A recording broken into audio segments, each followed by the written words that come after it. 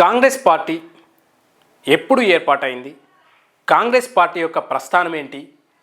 Congress party యొక్క వివరణ తెలుసుకునే ప్రయత్నం చేద్దాం. భారత జాతీయ కాంగ్రెస్ విస్తృతంగా ఆధారితమైనటువంటి భారతదేశ రాజకీయ పార్టీ.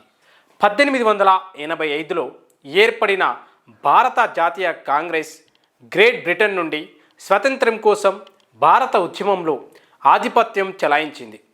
ఇది తర్వాత స్వాతంత్రం వచ్చినప్పటి నుండి భారతదేశంలోని చాలా ప్రభుత్వాలను ఏర్పాటు చేసింది మరియు తరచుగా అనేక రాష్ట్ర ప్రభుత్వాల్లో బలమైన ఉనికిని కలిగి ఉన్నటువంటిది కాంగ్రెస్ పార్టీ. ఈ యొక్క కాంగ్రెస్ పార్టీ యొక్క చరిత్ర తెలుసుకుందాం. స్వతంత్రానికి పూర్వకాలంలో బ్రిటిష్ పాలనకు వ్యతిరేకంగా భారత జాతీయవాద ఉద్యమం యొక్క ఆలోచన 1850లో నుండి వచ్చినప్పటికీ భారత జాతీయ కాంగ్రెస్ మొదటిసారిగా డిసెంబర్ 1885లో సమావేశమైంది. దాని మొదటి అనేక దశాబ్దాలలో కాంగ్రెస్ పార్టీ చాలా మితమైన సంస్కరణ తీర్మానాలను ఆమోదించింది. అయినప్పటికీ సంస్థలోని అనేక మంది బ్రిటిష్ సామ్రాజ్యవాదంతో పాటు పెరిగిన పేదరికంతో తీవ్రవాదులుగా మారారు.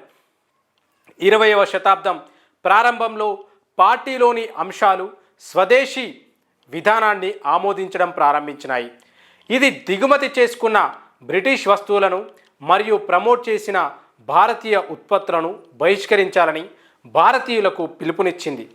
1917 నాటికి సమూహం యొక్క ఉగ్రవాద హోమ్ రూల్ వింగ్, ఇది సంవత్సరం బాలగంగాధర్ తిలక్ మరియు అన్ని బిసెంట్ చేత స్థాపించబడింది. ఇది భారతదేశంలో విభిన్న సామాజిక వర్గాలను ఆకర్షించడం ద్వారా గణనీయమైనటువంటి ప్రభావాన్ని చూపడం ప్రారంభించింది.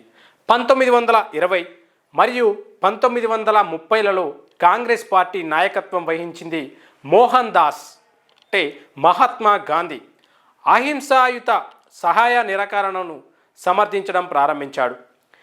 1919 ప్రారంభంలో ఈ రౌలట్ చట్టాలు అప్పుడు అమల్లోకి వచ్చిన రాజ్యాంగాల సంస్కరణల బలహీనతపైనటువంటి నిరసన మరియు బ్రిటన్ వాటిని అమలు చేసే విధానం, అలాగే పౌరుల ఊచకోతకు ప్రతిస్పందనగా భారతీయులలో విస్తృతమైనటువంటి ఆగ్రహంతో వ్యూహాలలో కొత్త మార్పు ప్రేరేపించబడింది.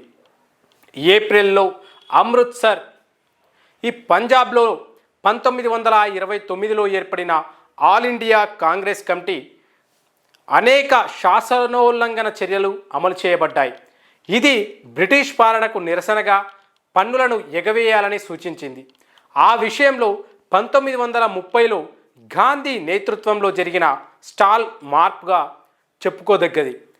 ఇప్పటికే ఉన్న వ్యవస్థలోని పనిచేస్తుందని విశ్వసించినటువంటి కాంగ్రెస్ పార్టీకి చెందిన మరో విభాగం 1923 మరియు 1937లో సాధారణ ఎన్నికల్లో పోటీ చేసింది. స్వరాజ్ పార్టీ అంటే హోమ్ రూల్ చివరి సంవత్సరంలో ప్రత్యేక విజయంతో 11 ప్రావిన్సులలో 7 గెలుచుకుంది.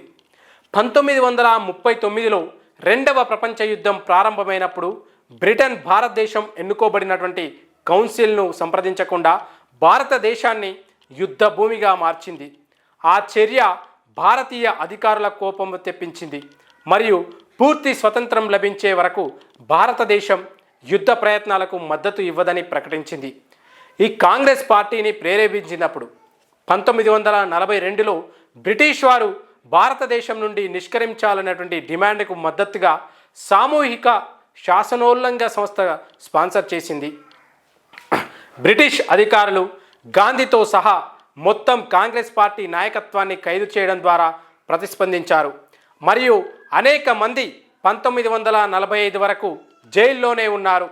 యుద్ధం తర్వాత క్లైమేట్ ఆంట్లీ యొక్క బ్రిటిష్ ప్రభుత్వం జూలై 1947లో స్వతంత్ర బిల్లును ఆమోదించింది మరియు మరుసటి నెలలో స్వతంత్రం సాధించబడింది. జనవరి 1950లో స్వతంత్ర రాజ్యంగా భారత రాజ్యాంగం అమల్లోకి వచ్చింది. స్వతంత్రం తర్వాత నెహ్రూ వశం ఆధిపత్యమైందన్నమాట. జవహర్లాల్ నెహ్రూ, ఇందిరాగాంధీ మరియు హ్యారీ ట్రూమన్ భారత ప్రధాని జవహర్లాల్ నెహ్రూ యుఎస్ ప్రెస్ ద్వారా శుభాకాంక్షలు తెలియజేశారు. అక్టోబర్ 1949లో నెహ్రూ యునైటెడ్ స్టేట్స్ పర్యటన ప్రారంభంలో హ్యారీ ట్రూమన్, నెహ్రూ కుమార్తె ఆ తర్వాత ప్రధానమంత్రిగా పనిచేసింది.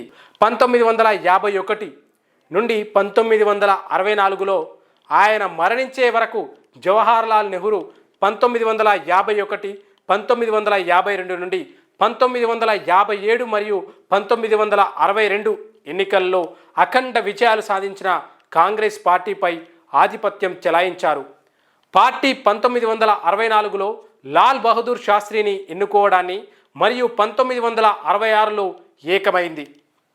ఇందిరాగాంధీ పార్టీ నాయకత్వ పదవులకు మరియు తద్వారా ప్రధానమంత్రి అయితే 1967లో ఇందిరాగాంధీ పార్టీలో బహిరంగ తిరుగుబాటును ఎదుర్కొన్నారు మరియు 1969లో ఆమెను సిండికేట్ అనే బృందం పార్టీ నుండి బహిష్కరించింది. అయినప్పటికీ ఆమె కొత్త కాంగ్రెస్ పార్టీ 1971 ఎన్నికలలో భారీ విజయాన్ని సాధించింది మరియు భారత జాతీయ కాంగ్రెస్ లేబుల్కు నిజమైన వారసుడు ఏ పార్టీ అనేది కొంతకాలం వరకు అస్పష్టంగా ఉంది. 1970ల మధ్య న్యూ కాంగ్రెస్ పార్టీ ప్రజాభిమానం చీలిపోవడంతో ప్రారంభమైంది. 1975 నుండి గాంధీ ప్రభుత్వం మరింత నిరంకుశంగా పెరిగింది మరియు ప్రతిపక్షాల్లో అశాంతి పెరిగింది. 1977 మార్చిలో జరిగిన పార్లమెంట్ ఎన్నికల్లో ప్రతిపక్ష జనంతో పార్టీ కాంగ్రెస్ పార్టీపై భారీ విజయాన్ని సాధించింది.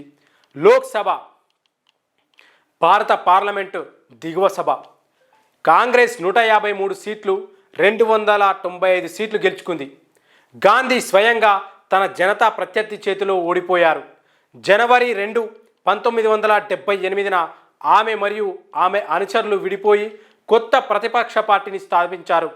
దీనిని కాంగ్రెస్ ఐ అని పిలుస్తారు. ఇందిరాను సూచించే నేను మరుసటి సంవత్సరంలో ఆమె కొత్త పార్టీ అధికారిక ప్రతిపక్షం కావడాన్ని తగినంత మంది శాసనసభ్యుల్ని ఆకర్షించింది మరియు 1981లో జాతీయ ఎన్నికల సంఘం దీనిని నిజమైన భారత జాతీయ కాంగ్రెస్గా ప్రకటించింది. 1996లో హోదా తొలగించబడింది. నవంబర్ 1979లో గాంధీ తిరిగి పార్లమెంటరీ స్థానాన్ని పొందారు. మరుసటి సంవత్సరం ఆమె మళ్ళీ ప్రధానమంత్రిగా ఎన్నికయ్యారు. 1982లో ఆమె కుమారుడు రాజీవ్ గాంధీ పార్టీ నామమాత్రపు అధిపతి అయ్యాడు మరియు అక్టోబర్ 1984లో ఆమె హత్యతో అతను ప్రధానమంత్రి అయ్యాడు. డిసెంబర్లో కాంగ్రెస్ పార్టీకి శాసనసభలో 401 సీట్లకు సాధించి అఖండ విజయాన్ని అందించాడు. 1989లో కాంగ్రెస్ పార్టీ పార్లమెంట్లో అతిపెద్ద పార్టీగా మిగిలిపోయినప్పటికీ ప్రతిపక్ష పార్టీల కూటమి ద్వారా రాజీవ్ గాంధీని ప్రధాని పదవి నుంచి తప్పించారు. మే 1991లో తిరిగి అధికారాన్ని చేజిక్కించుకోవాలని ప్రచారం చేస్తున్నప్పుడు అతను ఆత్మాహుతి బాంబర్ చేత హత్య చేయబడ్డాడు. తమిళ టైగర్స్ శ్రీలంకలోని వేర్పాటువాద సమూహం ఆయన తర్వాత పార్టీ నాయకుడిగా ఎదిగారు. జూన్ 1991లో ప్రధానమంత్రిగా ఎన్నికైనటువంటి పివి నరసింహారావు 1991 నుంచి పార్టీ ఈ పార్టీ చారిత్రక సోషలిస్టు విధానాలకు భిన్నంగా రావు ఆర్థిక సరళీకరణను స్వీకరించారు. 1996 నాటికి పార్టీ ప్రతిష్ట అవినీతికి సంబంధించినటువంటి వివిధ నివేదికలతో బాధపడుతుంది మరియు ఆ సంవత్సరం ఎన్నికల్లో కాంగ్రెస్ పార్టీ 140 స్థానాలకు తగ్గించబడింది. అప్పటి వరకు లోక్సభలో దాని కనిష్ట సంఖ్య, పార్లమెంట్లో రెండవ అతిపెద్ద పార్టీగా అవతరించింది. రావు తదనంతరం ప్రధానమంత్రి పదవికి మరియు సెప్టెంబర్లో పార్టీ అధ్యక్ష పదవికి రాజీనామా చేశారు. ఆయన తర్వాత అధ్యక్షుడిగా ఎన్నికైనటువంటి సీతారాం కేసరి పార్టీ తొలి బ్రాహ్మణేతర నాయకుడు. ది యునైటెడ్ ఫ్రంట్ ప్రభుత్వము 13 పార్టీల సంకీర్ణం 1996లో కాంగ్రెస్ పార్టీ మద్దతుతో మైనార్టీ ప్రభుత్వంగా అధికారంలోకి వచ్చింది. అయితే Bharatiya Janata party BJP, Indian people's party తర్వాత పార్లమెంట్లో ప్రతిపక్షంలో ఉన్న అతిపెద్ద ఏకైక పార్టీగా యూఎఫ్ని తయారు చేయడంలో మరియు ఓడించడంలో కాంగ్రెస్ పార్టీ చాలా ముఖ్యమైనది. నవంబర్ 1997లో కాంగ్రెస్ పార్టీ యుఎఫ్ నుండి తన మద్దతును ఉపసంహరించుకుంది. ఫిబ్రవరి 1998లో ఎన్నికలను ప్రేరేపించింది. ప్రజల్లో దాని ప్రజాదరణను పెంచడానికి మరియు రాబోయే ఎన్నికల్లో పార్టీ పనితీరును మెరుగుపరచడానికి కాంగ్రెస్ పార్టీ నాయకులు కోరారు. సోనియా గాంధీ ఇటలీలో జన్మించిన రాజీవ్ గాంధీ వితంతువు పార్టీ నాయకత్వాన్ని స్వీకరించడాన్ని, పార్టీ వ్యవహారంలో చురుకైన పాత్ర పోషించడానికి ఆమె గతంలో ఒప్పుకోలేదు. కానీ ఆ సమయంలో ఆమె ప్రచారానికి అంగీకరించింది. బీజేపీ నేతృత్వంలోని సంకీర్ణ ప్రభుత్వం అధికారంలోకి వచ్చినప్పటికీ కాంగ్రెస్ పార్టీ మరియు దాని భాగస్వాములు లోక్సభలో బీజేపీకి పూర్తి మెజారిటీని నిరాకరించగలిగారు. జాతీయ ఎన్నికల్లో పార్టీ ఊహించిన దానికంటే మెరుగైన ప్రదర్శన కనబరచడానికి సోనియా గాంధీ, చర్మ షా మరియు చురుకైన ప్రచారమే కారణమని పలువురు పరిశీలకులు పేర్కొన్నారు. 1998 ఎన్నికల తర్వాత కేసరి పార్టీ అధ్యక్ష పదవికి రాజీనామా చేసి సోనియా గాంధీ పార్టీ నాయకత్వాన్ని స్వీకరించినారు. జాతీయ పార్లమెంటరీ ఎన్నికలు మళ్ళీ 1999లో జరిగాయి. ఆ సమయంలో బీజేపీ యొక్క ప్రధాన మిత్రపక్షాల్లో ఒకటి all India Dravidian progressive federation, all India అన్నా ద్రవిడ మన్నెట్రా కజగం ఏఐఏడికే పార్టీ తన మద్దతును ఉపసంహరించుకుంది. దాని నాయకులు దూకుడుగా ప్రచారం చేసినప్పటికీ కాంగ్రెస్ పార్టీ 1996లో మరియు 1998లో కంటే దారుణమైనటువంటి ఎన్నికల పనితీరును చవిచూసింది. కేవలం 114 సీట్లు మాత్రమే గెలుచుకుంది. అయినప్పటికీ 2004 జాతీయ ఎన్నికల్లో పార్టీ ఆశ్చర్యకరమైనటువంటి విజయాన్ని సాధించి తిరిగి అధికారంలోకి వచ్చింది. అయితే గాంధీ ప్రధానమంత్రి కావాలన్నటువంటి ఆహ్వానాన్ని తిరస్కరించారు మరియు బదులుగా మద్దతు ఇచ్చారు. మన్మోహన్ సింగ్ మాజీ ఆర్థిక మంత్రి మే 2004లో దేశం యొక్క మొదటి సిక్కు ప్రధానమంత్రి అయ్యారు. 2009 పార్లమెంటరీ ఎన్నికల్లో లోక్సభ సీట్లలో సంఖ్యను 153 నుంచి 206కు పెంచడం ద్వారా పార్టీ పండితులను మళ్ళీ ఆశ్చర్యపరిచింది. 1991 తర్వాత అత్యుత్తమ పరిదర్శన. అయితే 2014 లోక్సభల్లో ఎన్నికల నాటికి పార్టీ తన ప్రజాభిమానాన్ని చాలా వరకు కోల్పోయింది. ప్రధానంగా దేశంలో అనేక సంవత్సరాలు పేద ఆర్థిక పరిస్థితులు మరియు ప్రభుత్వ అధికారుల ప్రమేయం ఉన్న అవినీతి కుంభకోణాల పరంపరంపై పెరుగుతున్నటువంటి అసంతృప్తి కారణంగా పేదరికం మరియు గ్రామీణ ప్రాంతాల్లో నివసించే వారి అభివృద్ధిని లక్ష్యంగా చేసుకొని చట్టాన్ని ఆమోదించడంలో పార్టీ తన రికార్డును ప్రచారం చేసింది మరియు సోనియా కుమారుడు రాహుల్ గాంధీని ప్రధానమంత్రి అభ్యర్థిగా నిలబెట్టింది. అయితే బీజేపీ మరియు దాని ప్రధాన అభ్యర్థి నరేంద్ర మోడీ ఓటర్లపై విజయం సాధించారు. మే మధ్యలో ప్రకటించినటువంటి ఎన్నికల ఫలితాలు బీజేపీకి అఖండమైనటువంటి ఎన్నికల విజయం కాగా కాంగ్రెస్ పార్టీ అద్వితీయమైనటువంటి నష్టాన్ని చవిచూసింది. ఛాంబర్లో కేవలం 44 సీట్లను మాత్రమే సాధించింది. 2015లో ఆ పార్టీ మధ్యప్రదేశ్లో ఉప ఎన్నికల్లో విజయం సాధించింది. మొత్తం సీట్లను 45కు పెంచడం. జాతీయ ఎన్నికల్లో ఆ పార్టీ అత్యంత దారుణమైనటువంటి ప్రదర్శన ఇదే. దాని పేలవమైనటువంటి పనితీరును యొక్క ఒక పర్యవసానం ఏంటంటే ఆ పాత్రకు అవసరమైనటువంటి కనీస 55 సీట్లు మొత్తం ఛాంబర్లో 10% సంపాదించడంలో విఫలమైనందున అది అధికారిక ప్రతిపక్ష పార్టీ స్థానాన్ని పొందలేకపోయింది. మోదీ ప్రధానిగా ప్రమాణ స్వీకారం చేసిన మే 26న సింగ్ పదవి విరమణ చేశారు. సోనియా గాంధీ 2017 చివరిలో నాయకత్వం నుండి వైదొలిగారు మరియు ఆమె కుమారుడు రాహుల్ కాంగ్రెస్ పార్టీ అధ్యక్షుడయ్యారు. నెహ్రూ గాంధీ రాజవంశం యొక్క 4వ తరానికి చెందిన అతను శ్రేష్ఠుడని మరియు పేలవంగా ఉన్నాడని సహా అతను అనేక విమర్శలను ఎదుర్కొన్నాడు. తన పార్టీలో శివభక్తిని బాహ్యంగా ప్రదర్శించినందుకు విమర్శించబడ్డాడు. హిందూ పాపులిజాన్ని బీజేపీ యొక్క విజ్ఞప్తిని నొక్కే ప్రయత్నంగా వ్యాఖ్యానించబడ్డాడు. అయితే కొందరు పరిశీలకులు గాంధీ హిందూ భక్తిని ప్రదర్శించడం మరియు పార్టీలో ప్రత్యర్థి వర్గాలను ఏకం చేయడానికి ఆయన చేసిన ప్రయత్నాలు హిందూ కోటలైనటువంటి మధ్యప్రదేశ్, రాజస్థాన్ మరియు ఛత్తీస్గఢ్లో జరిగిన 2018 రాష్ట్ర ఎన్నికలలో బీజేపీని అధిగమించడానికి కాంగ్రెస్ పార్టీ దోహదపడిందని నమ్ముతారు. అయినప్పటికీ కాంగ్రెస్ పార్టీ 2014 కంటే 2019లో లోక్సభ ఎన్నికల్లో స్వల్పంగా మాత్రమే మెరుగ్గా ఉంది. ఇది రాహుల్ని పదవి విరమణ చేయడానికి ప్రేరేపించింది. వారసుడు దొరికే వరకు పార్టీని నడిపించడానికి సోనియా ఎంపికయ్యారు. మరియు 2022 ఆమె స్థానంలో మల్లికార్జున్ ఖార్గే వచ్చారు. రాష్ట్ర రాజకీయాలు. రాష్ట్ర స్థాయిలో కాంగ్రెస్ పార్టీ ఉనికి జాతీయ స్థాయిలో దాని పనితీరుకు దగ్గరగా అద్దం పడుతుంది. ఇది స్వాతంత్ర్యం తర్వాత తొలి సంవత్సరాల్లో దాదాపు అన్ని రాష్ట్ర ప్రభుత్వాలపై ఆధిపత్యం చెలాయించింది మరియు తర్వాత ఇతర జాతీయ పార్టీల్లో లేదా స్థానిక పార్టీల్లో అధికారాన్ని మార్చుకోవడానికి ప్రారంభించింది.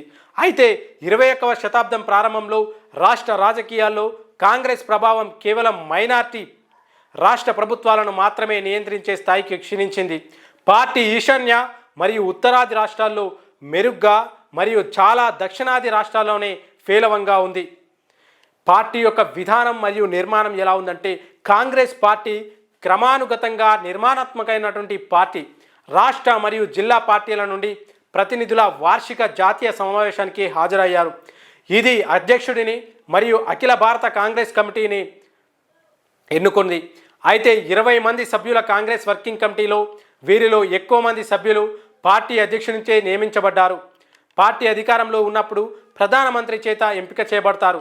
అపారమైనటువంటి ప్రభావాన్ని కలిగి ఉంటారు. పార్టీ వివిధ కమిటీలు మరియు విభాగాలుగా ఉండి నిర్వహించబడుతుంది.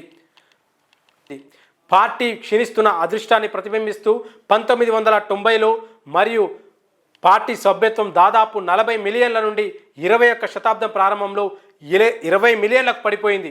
పార్టీ సాంప్రదాయక మిశ్రమ ఆర్థిక వ్యవస్థ యొక్క చట్టంలో సోషలిస్టు ఆర్థిక విధానాలకు మద్దతుగా ఇస్తుంది.